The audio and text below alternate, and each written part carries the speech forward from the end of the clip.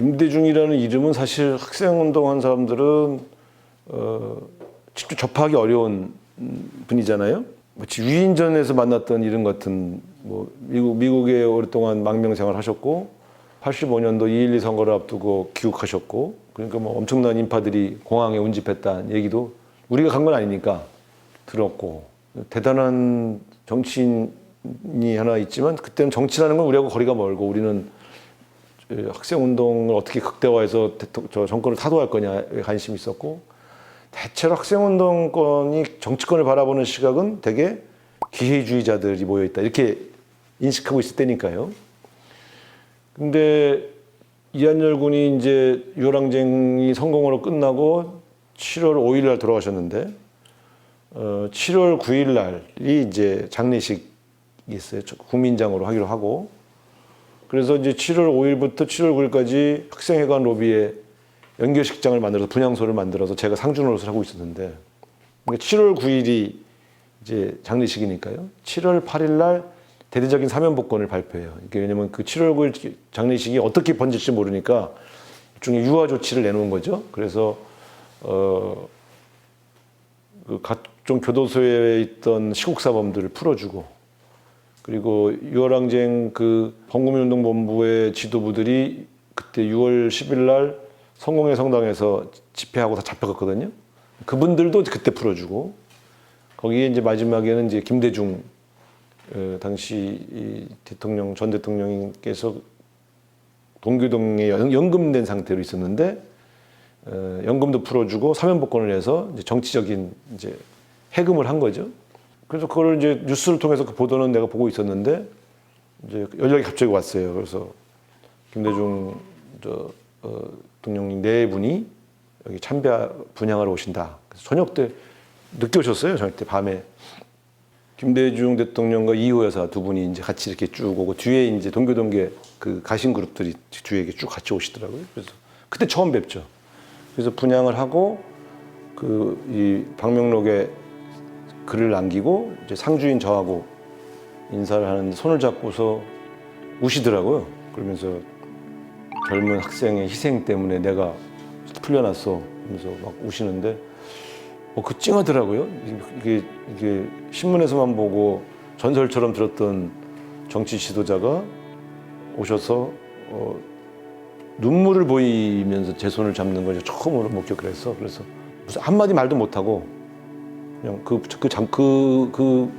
슬픔에 잠긴 그 두 네 분을 쳐다만 보고 있었죠. 그래서 결국 나의 김대중 대통령과의 첫 대면은 눈물에 젖은 두 네 분과의 악수가 저의 첫 기억이죠.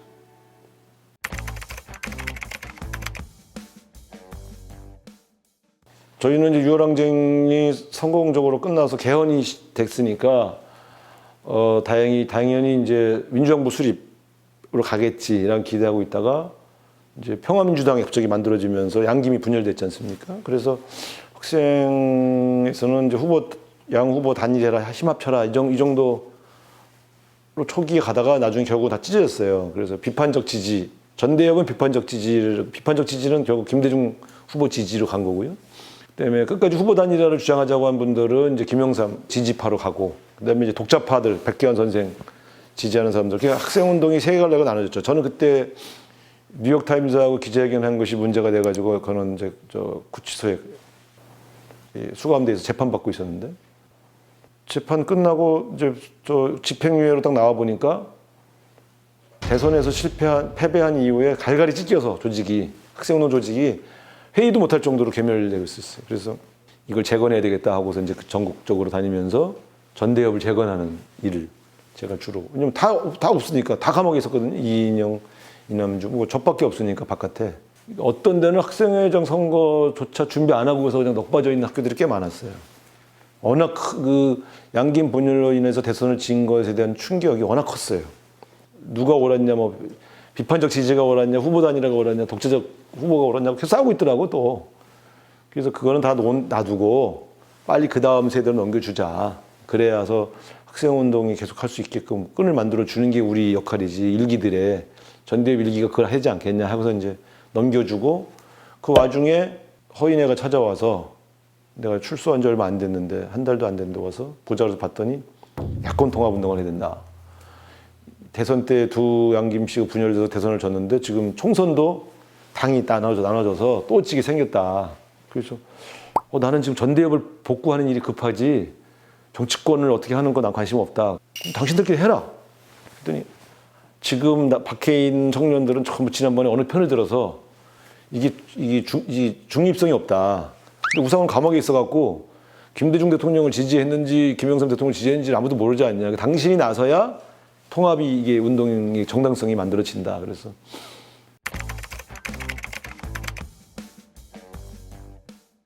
근데 그런 와중에 그게 아마 2월 말인가 2월 중순인가 이제 이쯤에 누구 찾아보자고 봤어요. 근데 동교동계 정치인이 한번 보자고. 그래서 얼른 그 당시는 동교동계에 있던 분들도 유월항쟁 때 같이 다 데모하고 길거리에 같이 싸웠기 때문에 그냥 동지적 신뢰관계가 있었거든요. 그래서 정치권과 재야가 거의 한 식구처럼 지냈던 분위기였거든요. 같이 고난을 같이 겪고 그분들도 정치적인 규제가 돼서 다 국회의원을 못하는 분들이 많았으니까. 보더니 우상호 회장이 워낙 유월항쟁 때 그렇고 유명해서 지명도가 높아서 그런데 88년 총선에 출마하면 어떻겠냐. 저는 갑자기 무슨 뜬금없는 말씀을 하세요. 그러면서 우리가 지난번 대선 패배에 책임을 지고 지금 전대협을 복각하러 다니고 있고 지금 일각에서는 야권 통합 운동을 하자고 그러는 반에 내가 지금 국회의원 배지달겠다고 들어갈 수 있겠습니까? 그리고 저는 저희들은 대선에 지고 나서 죄를 진 사람들이기 때문에 향후 10년간은 빛나고 높은 자리 그런데 안 가기로 했습니다. 바닥에서 기기로 했습니다. 이제 그래서 거절하고.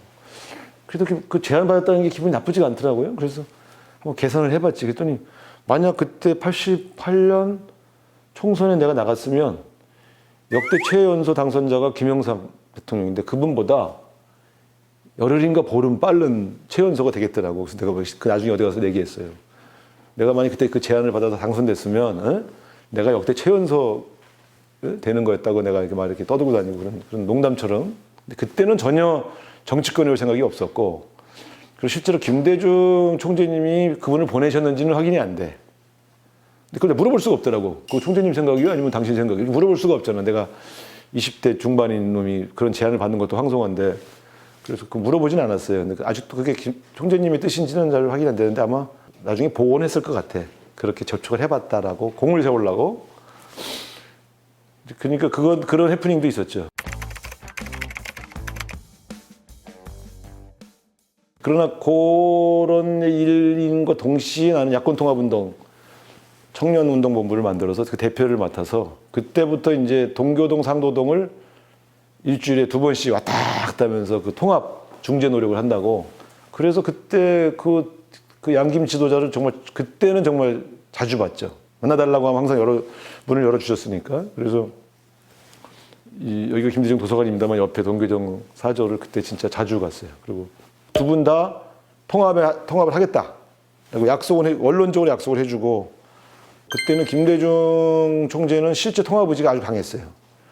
근데 김영삼 대통령은 당시에 명분상으로는 통합할 생각이 있지만 이것도 김대중한테도 당하는 거 아니야? 뭐 이런 의심이 있어가지고 적극적이지 않았어. 그래서 저건 대중의 압력으로 눌러야 되겠다 싶어서 이 상당히 압력을 거세게.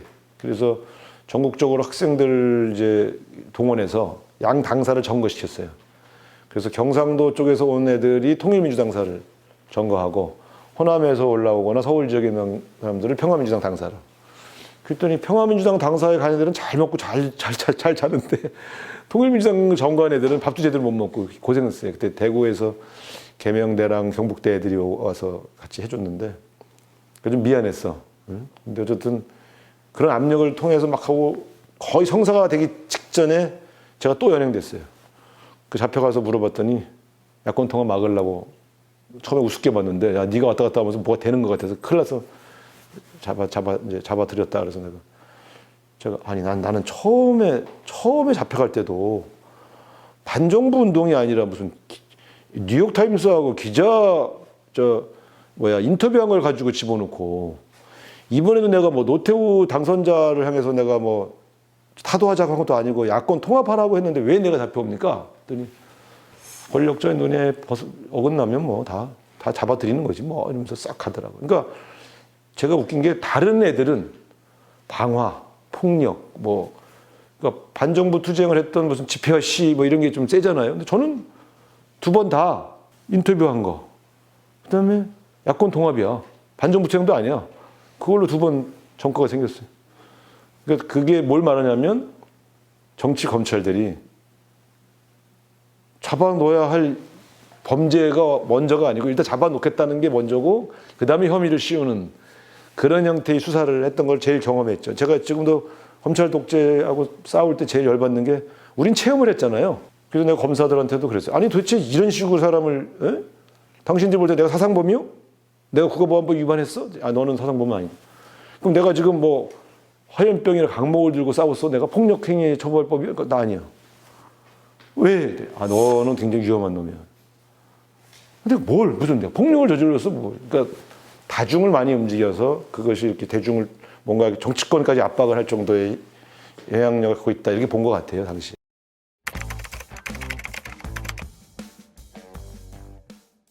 지금도 보면 김대중 대통령은 대통령이 되겠다는 꿈을 꽤 깊게 갖고 계신 분이긴 하지만 87년 분열에 일부 책임이 있다는 생각을 늘 하고 사셨던 것 같아요. 내가 그때 만나봤을 때는. 그러니까 그때 양쪽이 합의가 안 돼서 갈라졌으니 88년대 통합합시다 할 때 김영삼 대통령 쪽은 그 협상 테이블에 말단 비서를 보냈어요. 그게 누구냐면 지금 나하고 6번 싸운 이성헌 씨. 김영삼 대통령 쪽에 협상자로 나왔어요. 모처에 있는 아파트에서 모이기로 하고 만났는데 그래서 내가 갔더니 YS 쪽에서는 이성헌 씨를 보냈더라고요. 그래서 급이 좀 낮은데? 이렇게 생각하면서도 뭐 누가 나왔든 다 보고 할 테니까. 근데 조금 있다가 그 모처의 방에 동교동에서 오셨습니다 하고 문 열었는데 건너갖고 오셨어요. 이성헌 비서가 벌떡 일어나더니 당황하더라고. 그래서 왜 그러세요? 같은 연대니까. 왜 그래? 앉아봐요. 얘기 좀 해주더니 못합니다. 건너가 선배가 오셨으면 저는 급이 절대 안, 저는 말단입니다. 그러더니 가서 보고 드리겠다고 가버렸어요.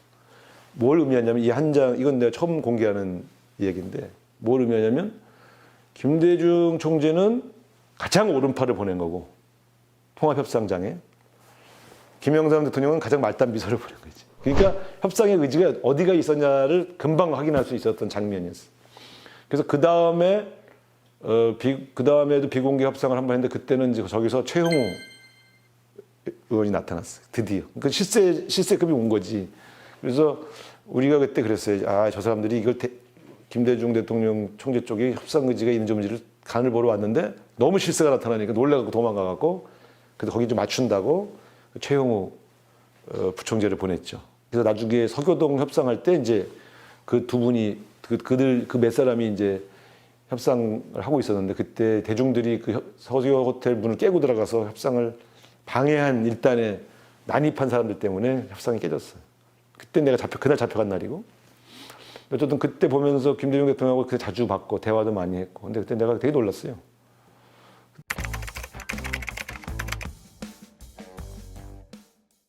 동교동 여기 이제 가면 만나주시는 공간이 이제 그 위에 이렇게 있고 계단을 한 4-5개 내려가면 서재가 있었는데 거기 책들이 한 수만 권이 진열돼 있어서 총재 면담하기 전에 그 대표단이 앉아 있는 사이에 심심해서 설마 이거 다 받겠어? 그래서 다 뽑아봤어요. 중간중간. 전부 줄이 쳐져 있고 주석에 이렇게 메모가 달려 있고 그래서 철학 공부도 하셨네 집어넣고 그다음에 딱 보니까 과학책이 있길래 과학은 안 보셨겠지 하고 딱 뽑아서 거기도 딱 아니 도대체 독서의 폭과 깊이가 어느 정도인 거야. 그래서 되게 기가 죽더라고. 그래서 저는 이제 그리고 대화를 하면 굉장히 논리적이고 차분하고 그래서 이 내공이 보통뿐이 아니구나 이런 느낌이 드는 거죠. 반면에 이제 YS는 소탈해요. 내용은 별로 없는 것 같은데 굉장히 소탈하고 그 친화력이 그냥 쑥 들어오는. 반면에 김대중 총재님은 좀 근엄해. 그래서 되게 어려운 분인 줄 알았어. 나중에 보니까 농담도 잘하시고 예? 유머가 그래서 뛰어나고 문화도 사랑하고 그런데 우리 만날 때는 되게 이렇게 진지하게 만나줬어요. 그래서 내가 아 저분이 우리가 대표단이라고 하니까 그 대표단으로 존중해주는 그런 자세가 있구나. 그 두 지도자의 이게 뭐랄까요 스타일을 잘 이해할 수 있는 그 만남이 그때 88년 제가 2월 중순부터 3월 내가 20일을 잡혀갔으니까 한 달 남짓 그 운동을 하는 과정에서 정말 자주 뵈면서 그 두 분을 비교할 수 있는 소중한 기회를 갖고 있었죠. 근데 그때도 그 말씀하신 것 같아. 이한열이 광주 사람이고 그래서 그때 특별히 이 우상호 학생회장이 그때 고생한 거에 대해서 나는 늘 감사한 마음 갖고 있어요라고 그때도 말씀을 하시더라고요. 그래서 제가 그때 장례식에도 와주시고 다음날 연결식에도 오시고 이렇게 슬퍼해 주시고 애도 줘서 감사합니다 그랬는데 그 되게 오래 그런 열사들의 가족을 오래 챙기시는 분이에요. 저는 그건 되게 고마워.